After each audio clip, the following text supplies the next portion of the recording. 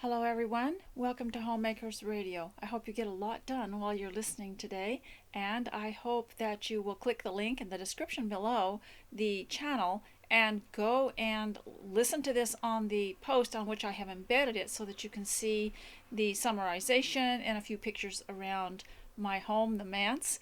And maybe leave a comment. You can leave a donation if you like. There's PayPal on the side. And ladies, thank you for your prayers. Thank you for everything you do for me. It really encourages me. And I don't insist that you leave a comment because the point of this is that you won't have to stop and look at anything or do anything. You just listen while you work or while you walk and get something done.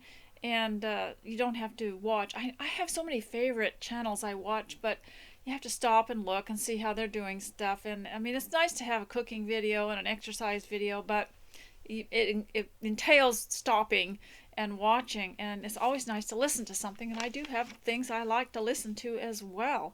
So today we're going to continue.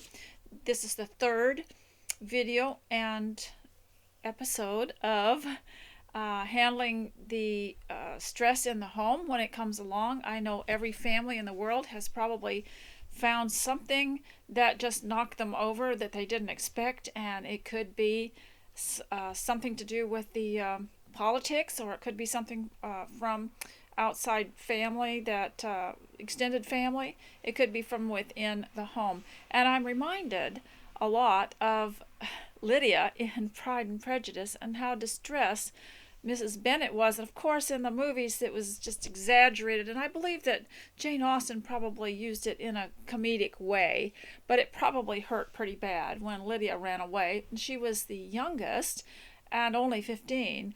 And what a blow that was, and how hard that was on the family, how not only felt the loss of it and the humility, but as parents, you feel like you failed in some way, and you can go around beating yourself up and thinking of how you could have done things better. And I will talk about that today, but first I want you to get dressed. I'm not even going to tell you why. I'm just going to tell you to go and bathe and get dressed. One of the problems that we have with people who are showing some kind of resistance to being sensible in the home is, especially I think young people and maybe older people too, is they don't want to bathe. They don't want to put on clean clothes. It's almost like they're afraid to part with their filth. And that is one sign of resistance, is not wanting to clean up, not wanting to comb their hair or to wash their face or to groom themselves in any way, and just wanting to just kind of kick back and vegetate. And so that is one sign of maybe an internal depression or resistance of some kind. So that's why I want you to go and get dressed, but I also want you to do it and experiment with yourself. Find out what it feels like after, compared to be the before and after. And if you've got a little booklet, or you could staple together a few pages of cut paper, make yourself a little diary where you could record how you just kind of research yourself, how you feel before and after you've gotten fixed up. Now today I'm going to show you one thing, and I will read to you, but I have a long discussion, and I have terrible notes here, so I hope you'll be patient while I flit from one thing to the other. But maybe as you walk or as you work, there will be some things that might help in some way. I'm going to show you first my apron. I got it at Hobby Lobby, and I was explaining to you that if you're not able to wear, you don't feel you can wear more feminine clothes like skirts and dresses, an apron like this is ideal. Now I'm going to just turn this so you can see better, because I want you to see this. I got it at Hobby Lobby, and it has a ruffle on the bottom. Do you see this?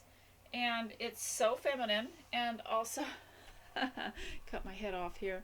Also, if you wear something like this, now sometimes if you're not as fat as I am, it'll go all the way around and tie in the back, and it looks like a skirt or a dress. And you can wear this over your clothes while you're in the kitchen or cooking. I've gotten where I cannot hardly function at home without an apron, because it's my uniform. But it is well worth the price. And you'll get there and you'll see that it's $30 or something like that, but it isn't. It's usually half that price. So, and it's worth it. I I know aprons are easy to make, but at this point I don't have time to do that, and I'm working on some other things and I can't start new projects. So I always welcome being able to find one that I like.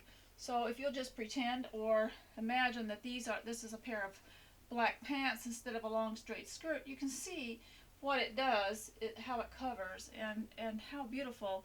It just feels like wearing an old-fashioned overdress or jumper, we used to call it. And so ladies, today, after you've got dressed, you can just listen. I have the windows open today, so you're going to be hearing all the farm trucks, all the hay balers, all the goodness, everything going by. But I wanted a little fresh air in here. It gets a little cloisome in this room. This is the guest room that I'm sitting in today. And don't be alarmed if you think that that's not going to catch on fire. I'm keeping my eye on it. It is a candle from a grocery store that had a beautiful plum smell.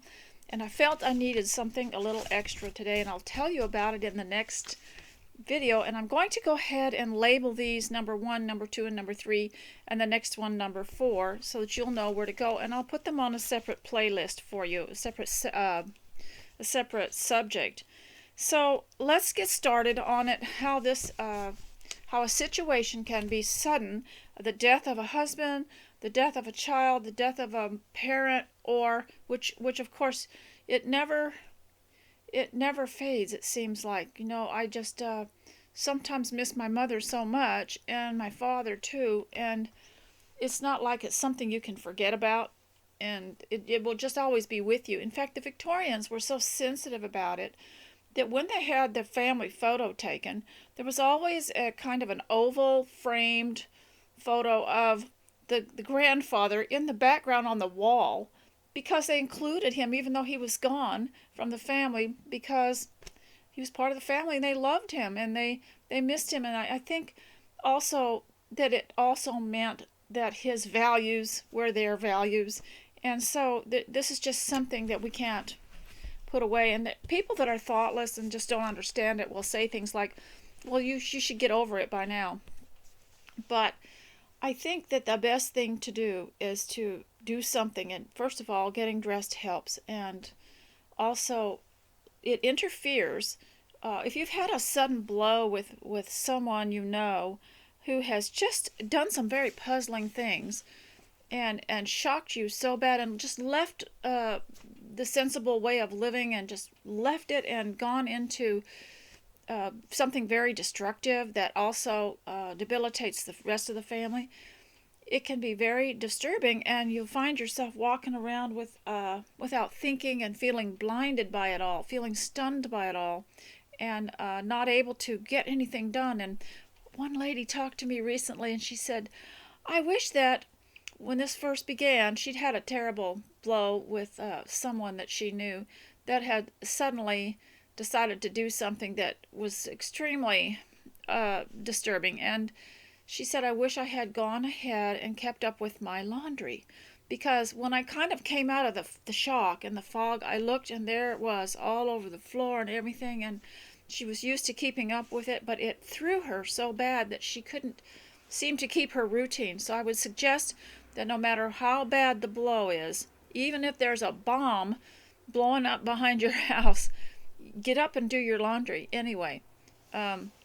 I think we stop too much for all this terror and this upheaval that goes on. And of course that's the point of it, isn't it? Is to keep you off your thinking, so that you draw a blank and you can't think and you can't focus and you can't create. And when you're in that kind of state of mind, you can't be any good to anyone. And maybe God has people that you're responsible for. So we want to get to the point where we can function. And this is one reason why I suggested you get a copy of Barbara Johnson's book, So Stick a Geranium in Your Hat and Be Happy. And I had it here, but what I'm going to do, I'll show you what I'm going to do with it tomorrow, or in the next video.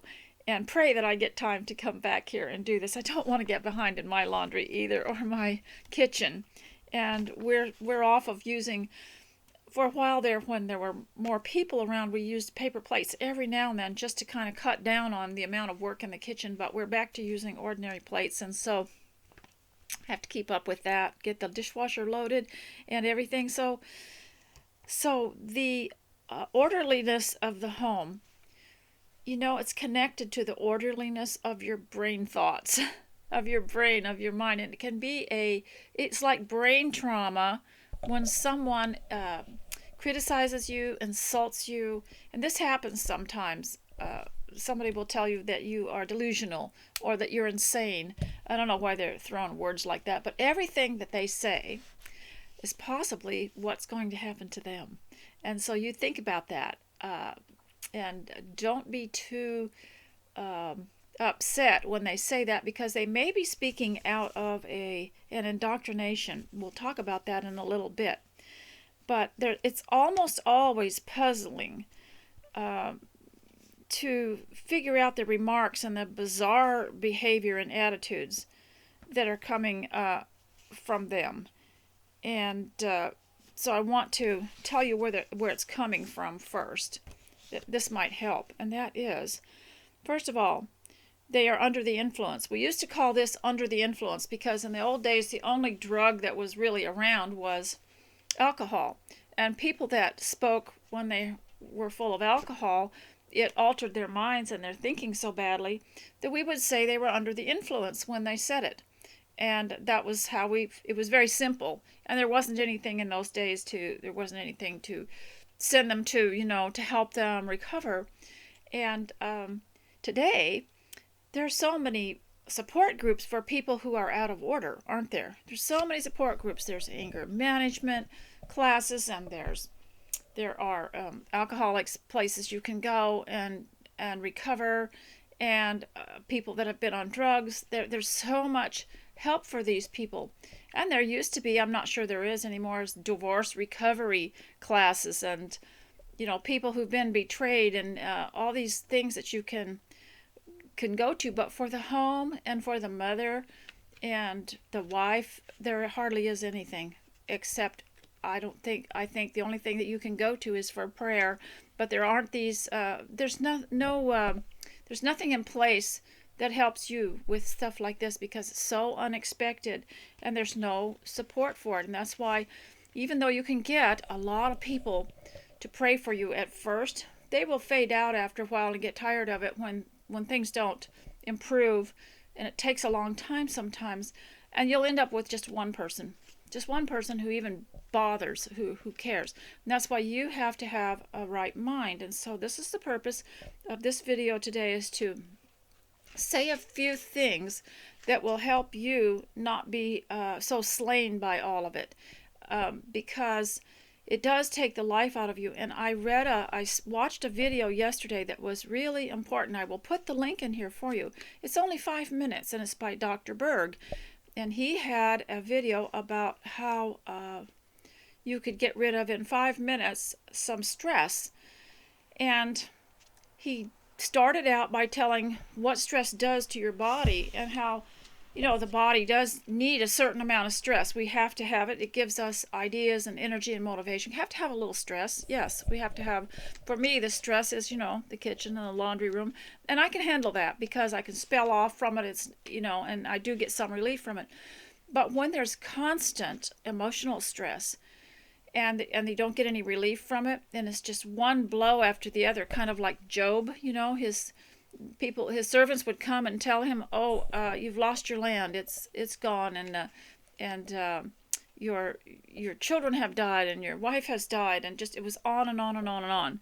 And when you have this prolonged stress, he said that it debilitates the organs of the body, especially if you have kidney problems, or you have liver problems, or stomach problems, or anything like that, even heart problems. It can be very, very hard on the heart. And that's why I'd like you to go watch this video, and he recommends lemon balm tea. Now, I know in some places you can get lemon balm tablets, but I would just suggest tea, because you could make it very weak and be really careful with it, because it's pretty powerful stuff. But you have to have some kind of break from it. And as I mentioned before, with some of the people I know who are full-time caregivers, they have to take a week off for self-care, and they get certificates and coupons and money to go to certain places to get some kind of relaxation. Go to a tea room, go shopping, go to a movie, go whatever. But we can have all this at home. We don't have to leave the home because our people in our home needs it, but we can bring it all in. And like I said before, one of my favorite things is to get the Victoria magazine. And if you're in the southern hemisphere, you might have something that's equivalent. It won't do you any good to order it from here because it's seasonal, and it'll show it's summer when it's winter down there. It might not be very helpful. But it is a magazine that never has a discouraging word, and is doesn't have an agenda, and it's just absolutely beautiful. And so there are many things you can do, and we'll talk about that maybe in another video. So I want to continue with some of my crazy notes here and talk to you about looking at every disturbance as a trial. And so I'm going to read you a few scriptures, and I wanted to tell you to use the time that these people are leaving you kind of in limbo. Use the time to improve yourself. Go on a walk through your house. It relieves the mind. And you might think, I don't want to be stress-free because it won't make the problem. Even if I get stress-free, that person is not going to come back, or that person is still going to be bad-mouthing me or terrorizing me with their smearing and their talk and their accusations and their criticism. You'll think, well, how's that going to help those people? No, but it will help you to cope with it, and also maybe improve yourself. So I would say go for a walk within your house, and if you could just for 3 minutes walk slowly through your house and just get your body warmed up. Even if you live in a hot climate, just go and get your body warmed up, because a blow of trauma from someone within your realm, it doesn't even have to be your family, or something someone says or does, or someone who's just totally betrayed you, deserted you, or anything like that, can send your body into shock. You can get the chills, you can get overheated, you can get aches, and you can actually be sick. And this is what happens with stress, and this is why I'd like you to watch that video. I'll try to remember to put the link in there. And so go for a walk within your house and think of that scripture, I will walk within my house with a perfect heart. Go for a walk, do some praying while you walk. And one of the results of me going for a walk in my house, which I do anyway, because I decided that it was such a good idea that I would do it anyway, and is I see all these punch jobs. I see a handle on a drawer that needs to be replaced, and I see things that need to be repaired, and I see things that need to be moved or taken out or thrown out, and I'll be walking through. I don't get much chance to really look at all that, so a walk through the house is very helpful. Plus, it increases my thankfulness. I'm so thankful that I'm safe, that I have a roof over my head, that I can walk within my house. So even if you're in a little yurt, you can walk around. You can go a few steps forward and a few steps backward, and you can stretch a little. And in one of my previous videos a long time ago, I mentioned a link that I had found where a lady had shown how you can press on your ear just below the cartilage here to take away stress, and different ways to take away stress. And so there are some things you need to do for yourself, because one day someone is going to wonder how they used to handle stress in the olden days. So these are your olden days that you're going to pass down. And so there's one lady that had left a comment on my first video on trauma in the home, who had lost her husband through death. And she said that she wanted to die.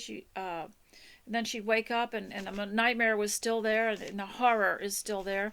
Well, you know what? That was such a good comment. You need to type all that up on a program on your computer and run it off, print it off, and start keeping a file. Keep all that. Someone is going to use that someday. because there's very little that you can read about this sort of thing. Years ago, when I was first married to Mr. S, I knew that I had a responsibility to comfort the widows, and I had no clue, and there was nothing written about it that I could find back, even as far back as the 1960s. Couldn't find anything, and no, the widows don't actually talk about it. And so I found a book, and it was called Widow, and it was by Lynn Kane, I think it was called. But she was so worldly that I couldn't recommend that book to anyone, because she in her desperation slipped into worldliness just to relieve it and immorality. So I couldn't recommend that to anyone. It did give me a few ideas of the horror of it and the terror of it, but so everybody needs to write down their experience. Keep it in a file folder or write it in a little book, because it might be very valuable. These days, you can publish anything you want. You can just go to lulu.com and publish anything you want. All you have to do is check it yourself, your own editor, and then have it printed. They'll walk you through it. It'll say, let's get started on your book, and you don't have to sell it on Amazon or anything. You can do what you want with it. You can have your friends come and buy it, or you can order copies for yourself. It can be as little as 25 pages. So you can save some of these things. And the only other book that I would suggest would be Barbara Johnson's book, So Stick a Geranium in Your Hat and Be Happy. That was very helpful. And she received a blow from one of her children, who decided he didn't want anything more to do with the family and changed his last name. And she just showed how, it hurt her so bad that she couldn't get out of bed. And so, and then it took you through how she began to see the difference between the baloney that the person was giving her and the truth, and how the truth always held her up.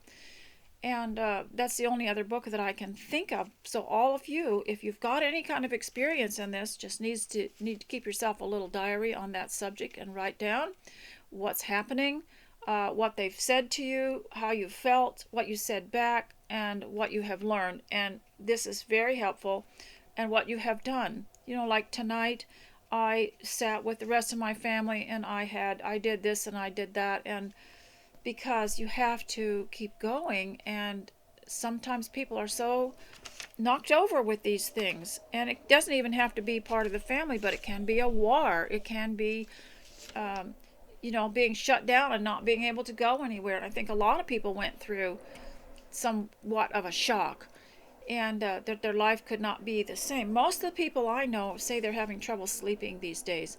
Well, I had explained in a article years ago about how sleep was regulated by the by industries and by the commercial world. 8 hours of work, 8 hours of play, and 8 hours of sleep.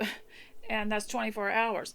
But back in the Bible times, there were watches of several hours at a time, maybe 4 hours. There's the first watch, the second watch, and even David woke up during one of the watches. And I just want to read this. It is quite natural to wake up in the night, and that's when you can walk through your house, maybe take a warm bath, maybe have a cup of tea. That's when you say your prayers. That's maybe when you read your Bible with your family when they wake up. So I want to read Psalm 64, when David woke up. And it said, I will remember you upon, it's Psalm 63, if you want to know where it is. And I'm starting in verse 6. And when I will remember you upon my bed, and meditate on you in the watches of the night. So what would that be? That would be the little sections of time in the night that were the watches, that were where we get the word watches from guard. The guards would spell off every 4 hours, and it was called the watch. And when Jesus died on the cross, it was during a certain watch of the night, or the day, or the morning. And, the elders watch for your souls. And that means they are on guard, they're alert. And so you see that word watch a lot differently now, don't you? Because it's mentioned so many times. And when Christ was in the Garden of Gethsemane, did he not say, let me see if I've got that marked here? I do. Look at my crazy markers. I've got ribbon, I've got rickrack, I've got advertisements, I've got pieces of paper. Um, so let me read to you about Christ in the Garden of Gethsemane. I'll just read a section here. And Jesus went with them to a place called Gethsemane, and he said to his disciples, "Sit here while I go over there and pray." And taking with him Peter and the 2 sons of Zebedee, he began to be sorrowful and troubled, and then he said to them, "My soul is very sorrowful, even to death. Remain here and watch with me." Do you see what I'm saying?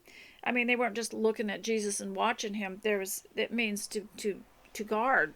It's like a certain amount of a section of time. And going to a little further, he fell on his face and prayed. And he came to the disciples and found them sleeping, and he said to Peter, "So you could not watch with me 1 hour? Watch and pray that you may not enter into temptation."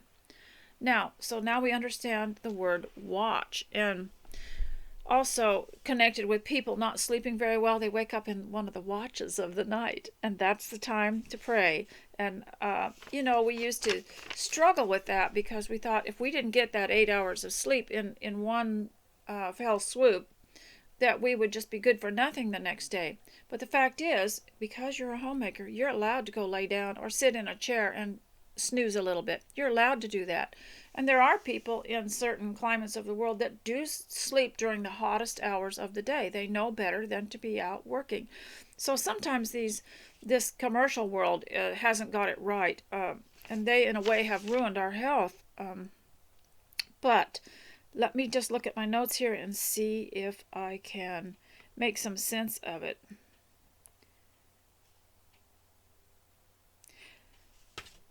I am going to read you a few more scriptures about this and how it's happened over time to a lot of people.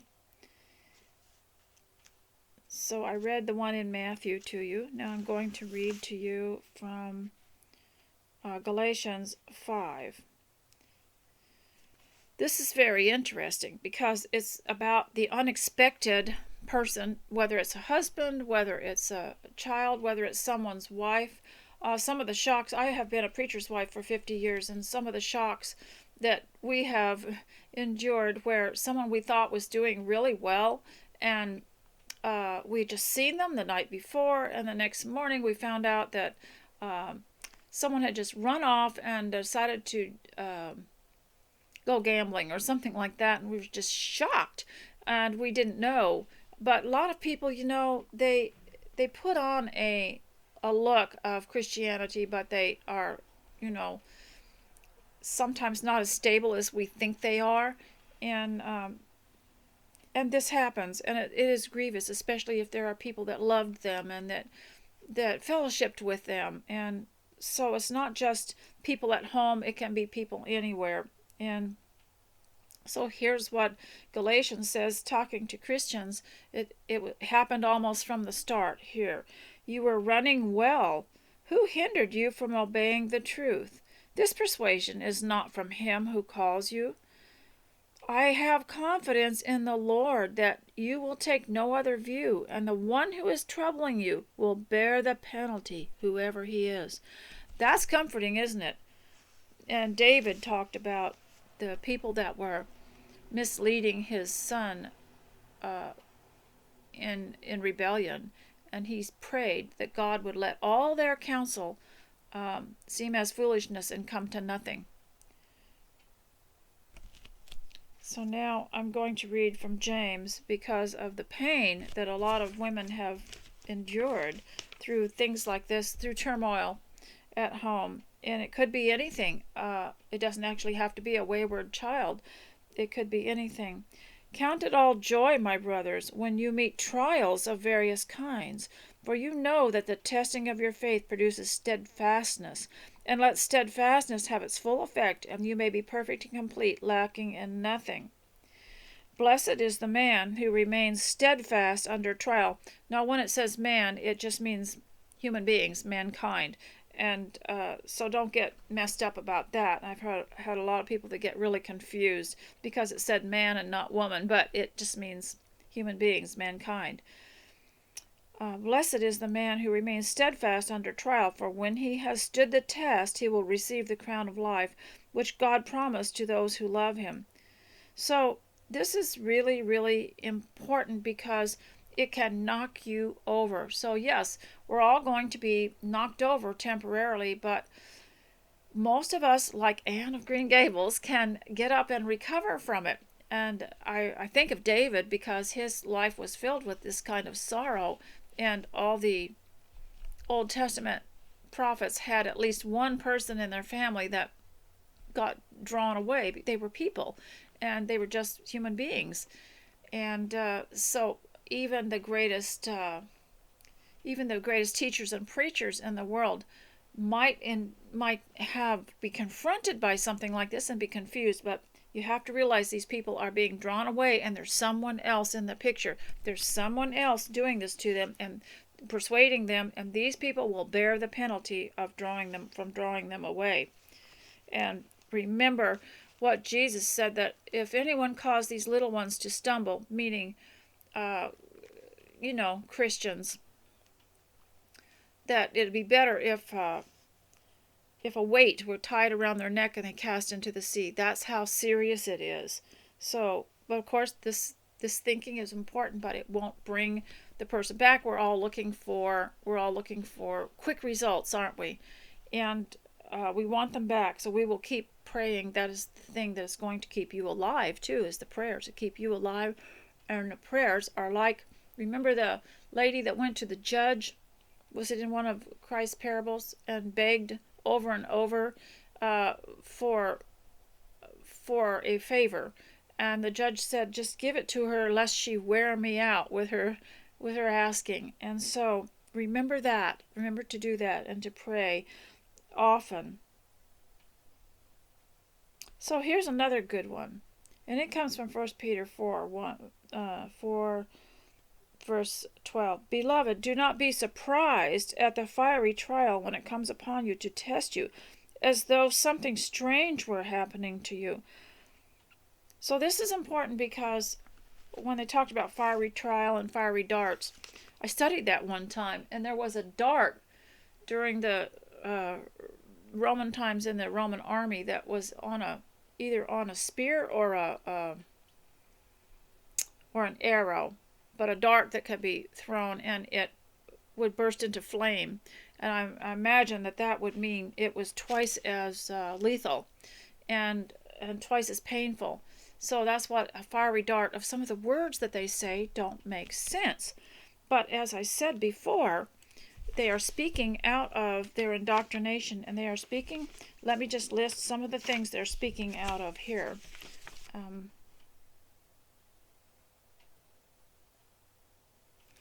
What they are speaking out of is if they're on a substance, so they're speaking under the influence of, and when people used to be under the influence when it was alcohol and there weren't a lot of other things around, we would just say they're under the influence.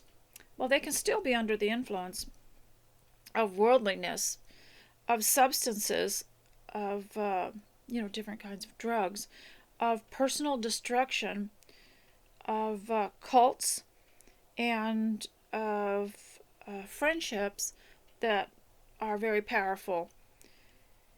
And so that substance and that religion and that friend is false, that keeps you from your family and from your family's values. That is a false relationship you have if it causes you to rail against your own people, your own family. Now, one thing that is going on with the person that is delivering all the drama and the trauma is that they are also going through a trauma. They are stricken with a mindset that is very hard, and they don't want to see the other side of it. They often will make rules for you. If you want to talk to them, you kind of want to, with the purpose of bringing them back into a good relationship with you. Because we women, we don't even like to go to bed at night without everything being okay between us and our people and our friends. Uh, we'll often spend a sleepless night if we think someone is upset with us. And so, but often with someone who's disturbing the home or the family, they will start setting up rules of how you can speak to them. And they will say, well, but you can't call this that because that's not true, and you can't call this that, and then they'll say, and you can't call my beliefs false. And so you're starting to change. You have to start changing all your vocabulary in order to cater to them so that you can get in. And they start making the rules. But what I say is, here's what I say: the Christian lady is obligated to teach her children and obligated to guard the home, and we're supposed to bring them back, and we're supposed to be free to hand down our wisdom to them. And sometimes we think we're going to have to cater to all their rules, but the reason that they don't want to talk according to what the scriptures say, because these are our weapons, are the scriptures. Those are the only things we know. We can't cater to them, and they'll say, well, I don't believe anything that you believe in anymore, and so you can't tell me this and you can't tell me that because I don't believe it. So they cover themselves and just totally block you out. You can't communicate with them anymore because they've got all these rules of how you can talk to them.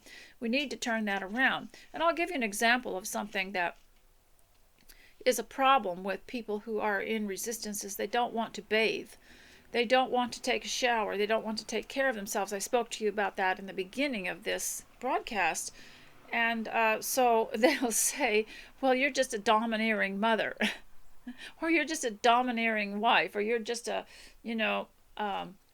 you're crazy, or you don't make sense, or something. And of course, they are under the influence of someone else, or under the influence of some kind of thought that makes them think they're not accountable, anymore for anything that they do, and that they don't have to be polite or courteous to anyone, and they don't believe in courtesy anymore. See, they'll just say, I don't believe in courtesy anymore. And so they'll call you a name. And this lady that I talked to recently, she said that her son did not want to. He just stopped, taking a shower, stopped bathing, stopped changing his clothes, and he wanted to know what was for supper or something. And she said, well, I'll fix it in a minute, and you go take a shower while I'm fixing it. And he said, no, I'm not going to let you bully me. You're a domineering mother. So what she did was so clever. She separated the domineering mother from you take a shower. Okay, so we'll deal with the domineering mother later. Right now, you go take a shower, and then we'll talk about the problem that you have with me dominating you or whatever. But they will talk to you and tell you that. Of course, we women, we don't want people to think we're raging, dominating, or anything like that. We just shy away from that. But once they start to label you that, you start to get a little concerned, like, well, I don't want to be like that. And so, well, if you ask them, okay, well, you tell me when you think I'm dominating, and I will try to repent. Would you pray for me? They won't, because what they've done is they've told a lie, and it's to justify their own resistance and their own lack of courtesy. Now, I realize this probably doesn't apply to everybody, but it is common. And it's interesting that the person who's walking disorderly, as the Bible says, those people all have the same MO, or method of operation. They say the same things, and it's so interesting to see someone who's familiar with it say, oh yeah, I've heard that before. And so just check here and see if I've left anything out. So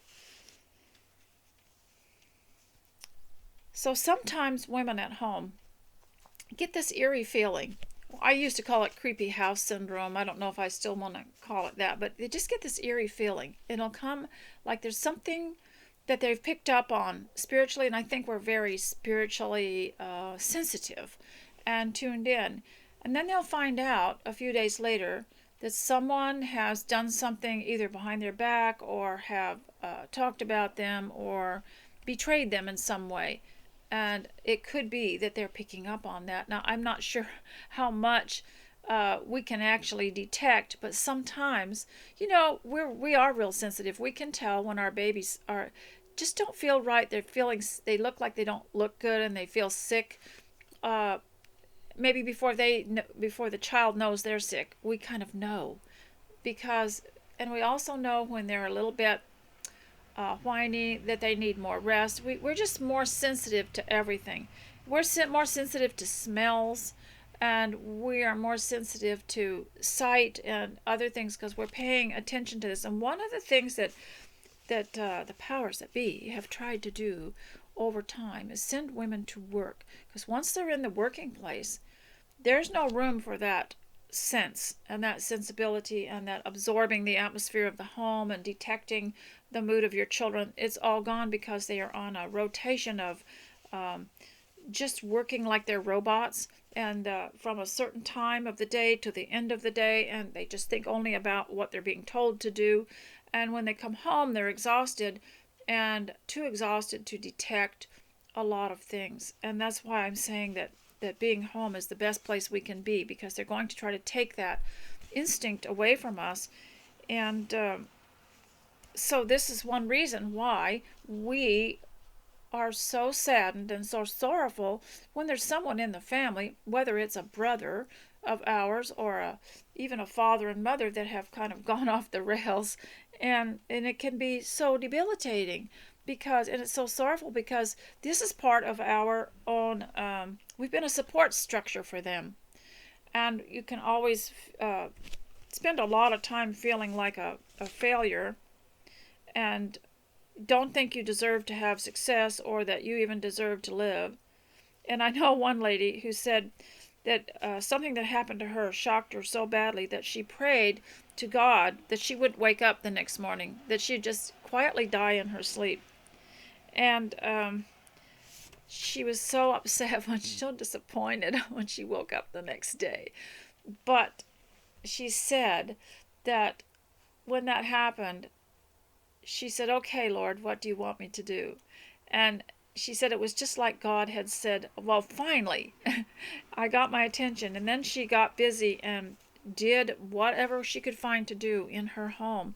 And this is what a blow like this will do to you: is you just kind of check out mentally, and then your home deteriorates, and then people think there's something wrong with you, and you're the reason that this person bad-mouthed you or got up and left without any explanation, or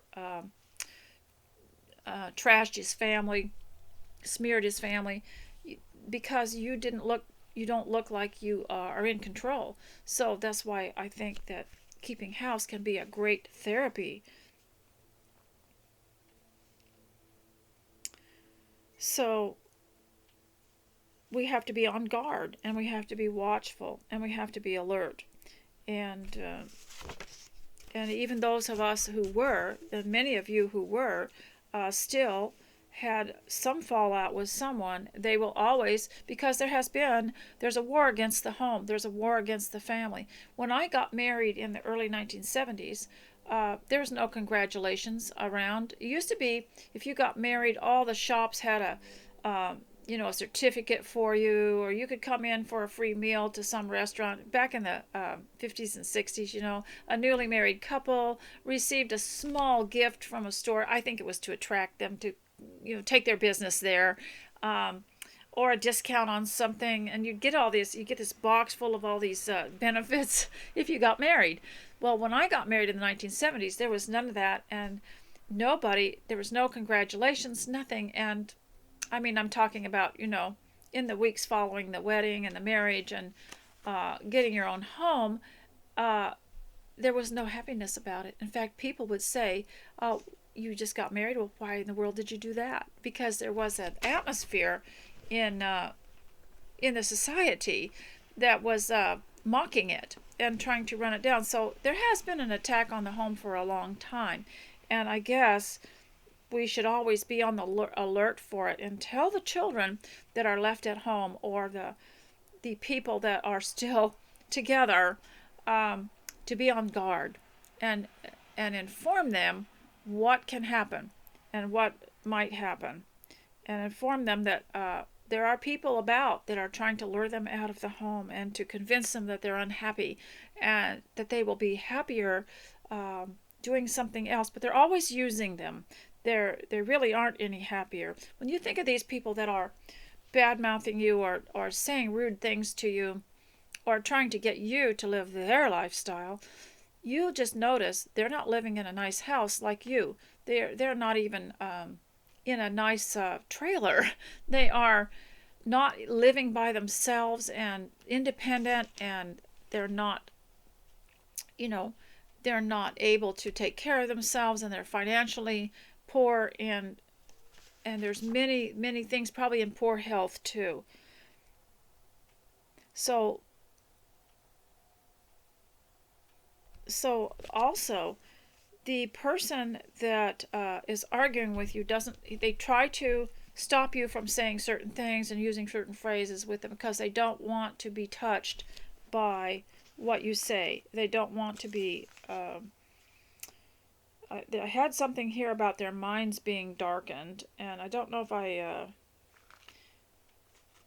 if I marked it well enough. And it was about their minds were darkened, so they didn't want to hear anything, because if you lighten them up, then they would want to come around, and they'd want to repent. And so they're trying to prevent anything good from coming in their minds, because they want to stay where they are, and mentally.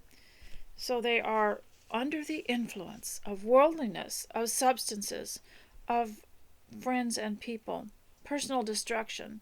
They're under the influence of an institution, maybe a school or a college, or maybe a place of work.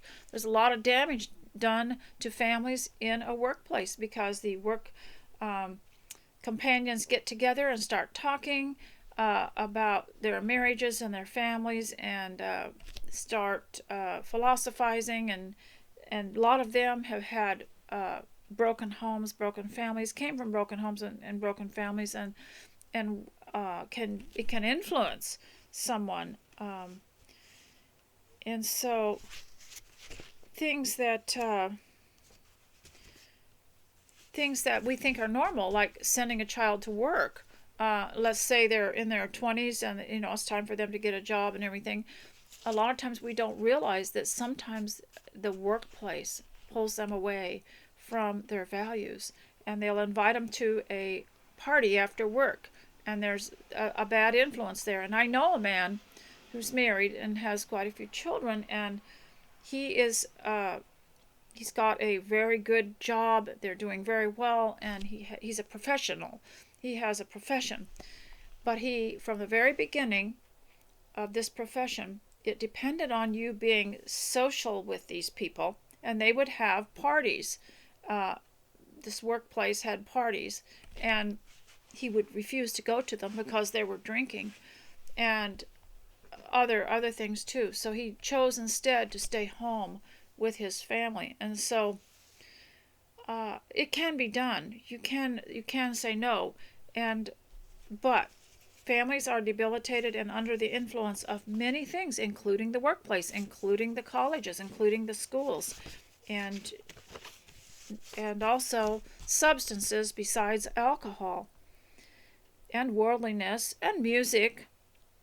So they don't want to see another side of life, because it will make them realize that they need to, turn their hearts over to God. And they will create issues and throw out insults. And so I think it was Ephesians 4:18. They are darkened in their understanding due to their hardness of heart. Ephesians 4:18. Let me read that to you, and then I want to read some more, maybe lighter things to you, and 4:18. You know what I like about the Bible, kids? I can read it for myself. I can read it for myself. And while I might have a slight different take on it or opinion on it, we can all agree the word stays the same, doesn't it? The words don't change. So it'll always be the same. Here it is. Ephesians 3. Ephesians 4, verse 17. Now this I say and testify in the Lord, that you must no longer walk as the Gentiles do in the futility of their minds. You know, how many people do we know that are a law unto themselves, and they have like the futility of their minds? They are just going with whatever they think without any proper guidance, and they have no steering mechanism. They just kind of go do what they want to. And one lady I know has called me. You know, our list is growing longer of people we have to pray for that have abandoned ship. And one lady who called me, her beautiful son, who knew better, decided that he wanted to hobnob with the very rich, and so he began to go to their social things, and pretty soon he was drinking, and that took his mind away. That makes your judgment faulty. You can't think straight. But he thought everybody that was warning him about it was crazy, and that he was the one that was normal. And after a while, he eventually left his wife and all the children, the little children, and they begged for him to come back, and they would have done anything to have made him happy at home. But hobnobbing around with these worldly people was very attractive and very addictive, so he was under the influence.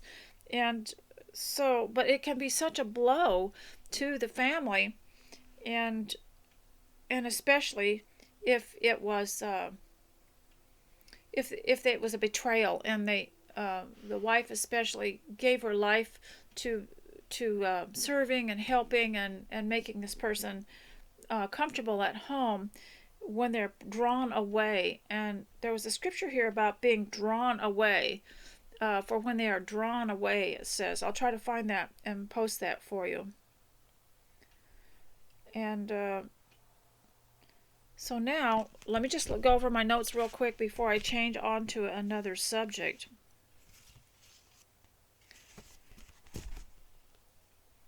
Oh, and then one young person complained to his dad, "Why do you want to know where I live? And why do you want to know if I've got enough to eat? And why do you keep calling me?" And his father said, "I'm obligated to as a parent. That's part of my responsibility as a parent. I watch for your soul." And that is so true. And it takes a brave parent to do it, because we've got the world saying, "Oh, don't say anything because it'll just tick them off, and they'll just rebel even more." Or what is it they say? It'll drive them further away. and we're not buying that anymore, because they're already far away, and they're far too far away, and we need to rescue them sooner rather than later. So keep those prayers going. If you're going through something like this, keep those prayers going. All of you, I'm encouraging you, keep a notebook, because even though you might not like reading it later, somebody might benefit from it, to see what their grandmother did or their mother did when they had a terrible blow, a loss in the family. I know both of my grandmothers became widows, and I don't know anything about it. I don't know anything about what they went through. And possibly the reason that it wasn't that there wasn't as much trauma as there is today is because they had family so close to them, often lived very close or lived with their families on the farms, and there was a huge support structure emotionally. It was all part of being human. And perhaps today we don't have that so much, but we do have friends and relatives that we can help and engage in prayer. And tomorrow in the next video, I'll try to show you more. And I'm going to read to you about wives and daughters, because Molly, her whole in this story, and I imagine Elizabeth Gaskell had experienced this in life or seen it experienced by other people, because she wrote about every imaginable blow to the family and to relationships that we have today. And you think about Molly and all the and her father. He was a widower. So what happened when he lost his wife? And yet he was a country doctor. He had to keep going, and he had a little girl to look after, and they were very close. And then he decided to get married again, and she felt a terrible loss. Remember her weeping in one chapter in this book, and those of you who have seen Wives and Daughters remember the terrible weeping that she did as she sat on an outdoor bench outside of the Hamleys' house when Roger found her there. And because she felt betrayed and abandoned, and no one had told her about it. It was so sudden. And that is part of the problem, is that these things that these kids do is so sudden, or the fathers or mothers or just anybody, it's always sudden, because they may have been doing it a lot, but you didn't find out till suddenly. And so then after that, she, first of all, she lost her mother. I don't know that she remembered her mother, though. But then losing her father was sad. And then, of course, her friend Roger, who she probably didn't know how much she cared about him, decided to marry her stepmother's stepsister, Cynthia, and she felt a terrible loss there. I'm trying to think of so many losses that she had in her life, and I remember her stepmother got rid of Betty, she'd grown up with this hired help, and her name was Betty, and so she lost her, and she lost all of her support structure in a way.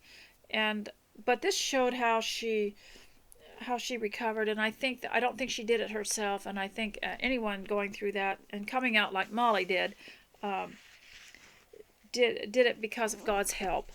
Now, I'm not sure what kind of religion some of these authors had exactly, but you can't deny that what they have written about is common to us today, and it must have hurt them just as much as it hurts us, probably more because of the societal impact that it had. These days, when someone like Lydia runs off and marries someone just out of the blue, I don't think people react quite the same way. I mean, the society doesn't care. Only the people that it impacted the most care. So I want to read a little bit about Wives and Daughters here in the introduction. Now, I'm not sure who wrote the introduction, because this was an unfinished novel, and but I do want to read what they wrote, and I'm not sure if it was recent or not.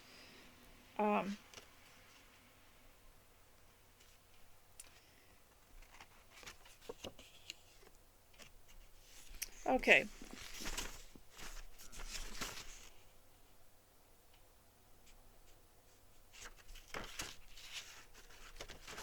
Okay, here it is.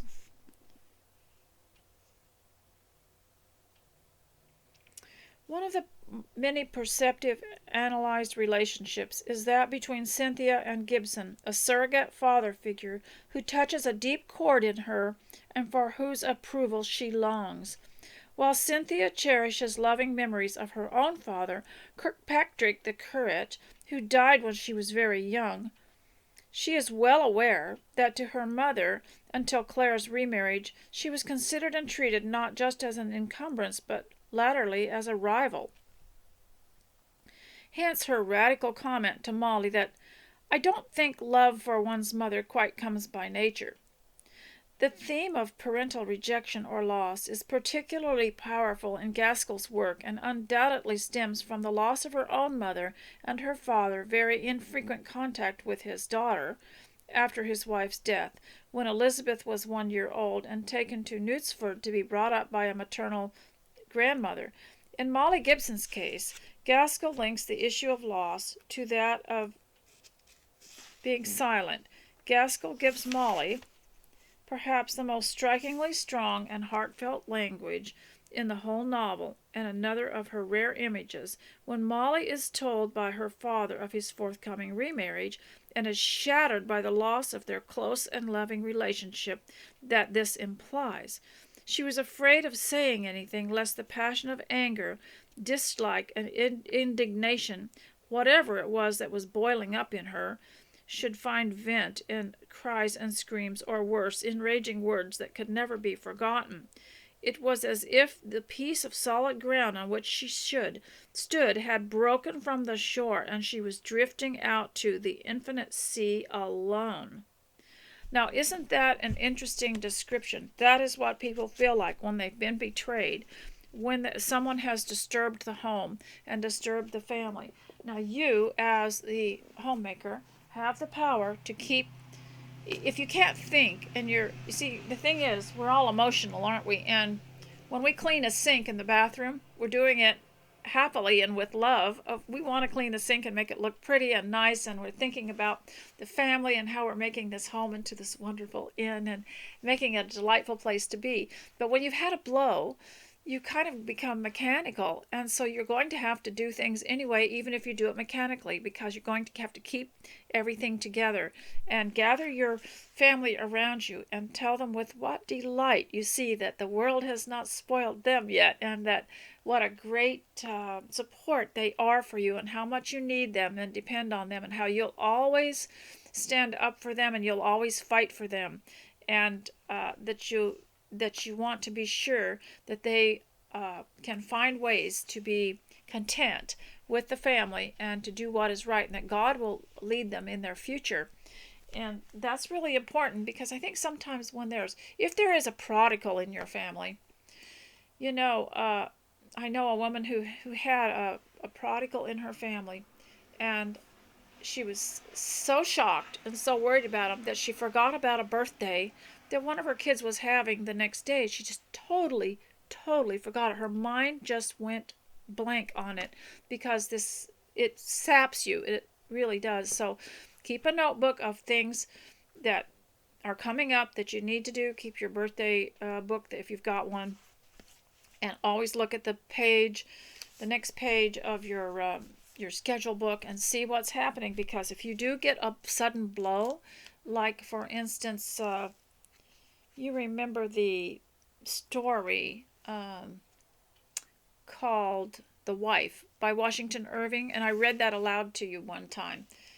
Just a short story. How all of a sudden he lost his fortune, and they suddenly had to move to this little rundown country cottage. And so he was afraid she was going to lose her mind. But he was afraid to come home from work, because he thought, oh my, this dingy place, I wonder what she thinks of me now. So he went in the house, and she wasn't there, and he went outside, and she was out picking strawberries or apples or something, and saying, this is just wonderful. Oh, I do love the fresh air. I love the sunshine. I love the apples and the apple tree, and oh, I shall be so happy here. And he was so relieved. And in a way, I should probably read that to you again, because I could never find it, and include it here. I'm going to do one more thing for you before you go, just to put you at ease, and then in the next video I'm going to show you some remedies and some things you can do for someone under trauma or for yourself. I just needed a little more time to prepare it. And this is called Tea with Jane Austen. I just noticed it was the binding was a little bit torn here, and it's by Pat Vogler. If you're invited to drink tea with Jane Austen, you would be expected not mid-morning or mid-afternoon, but after the afternoon or early evening dinner. In Jane's time, fashion remorselessly pushed back the tea hour from homely Steventon in 1798, where she writes to her sister, and she explains this. We dine now at 3:30 and have done dinner, I suppose, before you begin. We drink tea at 6:30. I'm afraid you will despise us. So now she talks about the tea board, and I wish I had a picture of this. The tea board, together with coffee pots, cakes, and possibly muffins or bread for toasting, would be brought into the drawing room by the servants. once the gentlemen had joined the ladies after dinner. This was the time that the less honored guests would come and join the party for tea and the rest of the evening's entertainment, such as cards and music. Mr. Collins almost pops with excitement when her ladyship invites them not just to drink tea and spend the evening at Rosings, but to dine. Traditionally, the hostess or daughters would brew the tea, a ritual that enabled the hostess to display her silver urns, pots, cream jugs, sugar bowls, and delicate china cups, and Jane's heroines to conceal their innermost turmoil. Do you know, one of the things I notice with children is they just love those porcelain teacups, and it just gives them a feeling of worthiness. Sometimes children, I think, because they're small and everything, feel like they're underlings, and that uh, I think it's very important to give them luxury like that. And what if they're careless with a teacup? There's more where those came from, and give them something pretty and a spoon and some tea and milk and something to enjoy. Make it special, because they'll learn refinement then, and they will learn how to settle down when there's problems. And I think it's really important to treat children well and with dignity, because they are going to be the adults that are going to be bossing you around later. It's very important to treat them well.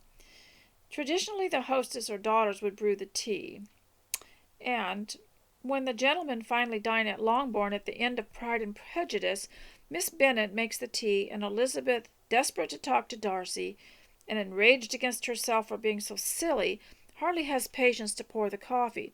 For Fanny Price, the tea duties at Mansfield Park do no less than deliver her from the grievous imprisonment of body and mind of Henry Crawford's attentions. A close friend, such as Edward Ferrars, in Sense and Sensibility, might join the Dashwoods for tea at breakfast time, but tea is not part of morning calls, which are paid until dinner time. You might, like Miss Bates and Emma, press on your guests sweet cake from the buffet, or, while shopping, call into a pastry shop for something delicious.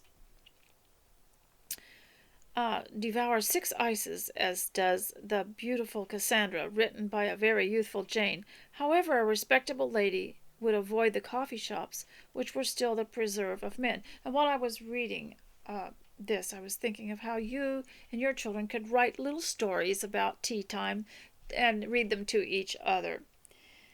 Tea, heavily taxed and hugely expensive, was all the rage with those who could afford it. Green tea was pricier and therefore more elegant than black. Some people drank it with cream, a habit which was as odd to Jane as it might be to us. In the U.S., we don't normally put milk in our tea or coffee. One pleasing trait in an otherwise unappealing acquaintance is that she drinks no cream in her tea. As with all things fashionable, tea was controversial, with pseudo-scientific essayists denouncing it as pernicious to health, obstructing industry, and impoverishing the nation. The sisters of Sanditon each drank different kinds of herb tea, and their brother was horrified to see Charlotte take 2 cups of strong green tea in one evening. It would render his right side paralyzed.